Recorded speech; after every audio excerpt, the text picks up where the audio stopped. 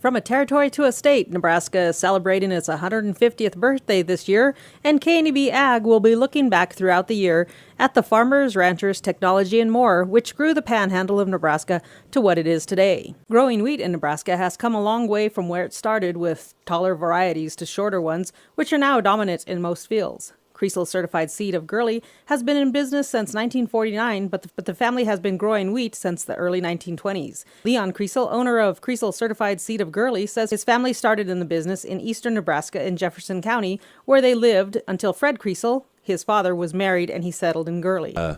In 1938, my folks moved out here to western Nebraska and started to farm.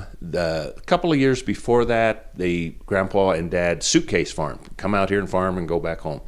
But when my dad and mother got married, they came out here and they lived on this place and then bought it. The family continued to farm various crops, but it was Leon who took the step towards growing the certified seed business. When I was in last year of 4-H, I got the grand champion wheat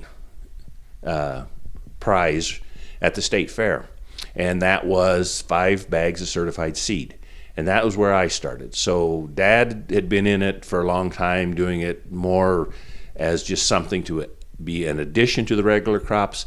When I started to go more and more towards olive seed, and today all of our seed production, all of our crop ground is seed production. While Creasel owns a certified seed business, he doesn't do research on the wheat. He said the University of Nebraska-Lincoln has always had a great team working on wheat, including now. Creasel said about 90% of the wheat varieties in the middle of the U.S. probably have a Nebraska-based background. Over the years, we've had many varieties. There's probably been close to 100 different varieties that have been developed by the University of Nebraska.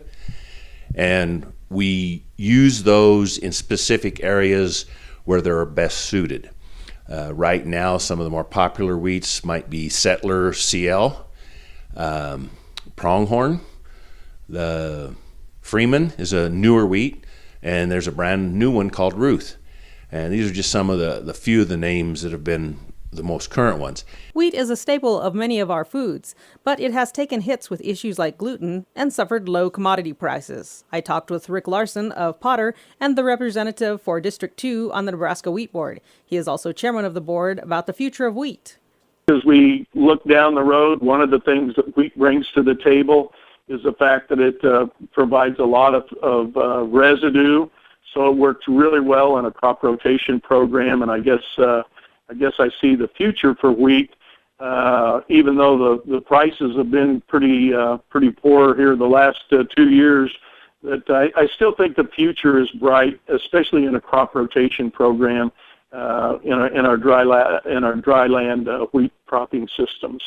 Next month, we'll begin a look at Sioux County being added to the Panhandle and explore sheep in the Panhandle. I'm Chabela Guzman, and 150 Years of Nebraska Agriculture is sponsored by Kelly Bean, proud to be a tri-state region tradition for 90 years.